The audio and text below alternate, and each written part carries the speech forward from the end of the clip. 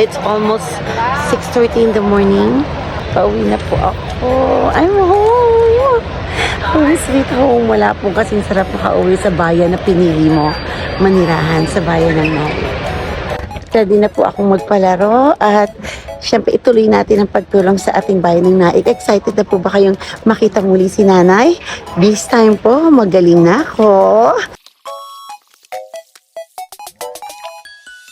I'm so excited.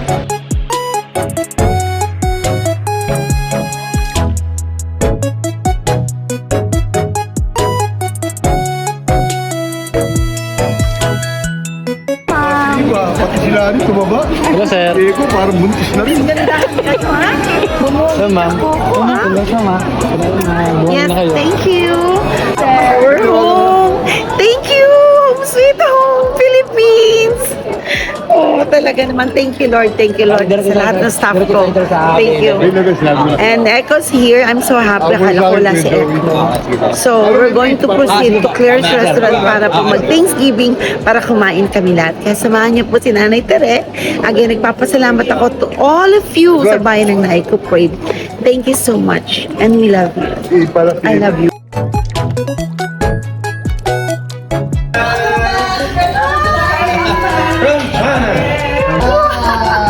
Thank you, Mother Echo. Thank you. Oh, everybody! 1, 2, 3, go! Happy birthday to you! Happy birthday to you! Happy birthday, happy birthday, happy birthday to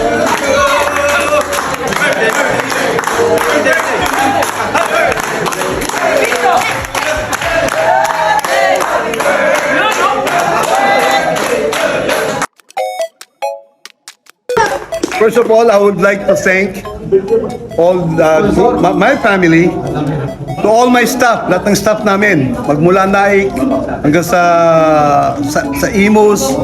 I would like to thank them lahat na close in. Itinataya yung mga buhay nila para kay Nanay Tere. And of course, sa mga kaibigan namin, kay Ed, kay Chona, kay Brother Mel. Siyempre, yung restaurant din ni Claire, siyempre dito kami lagi nag-ano ng ano namin dito, mga celebration namin. Maraming salamat sa prayers ninyo.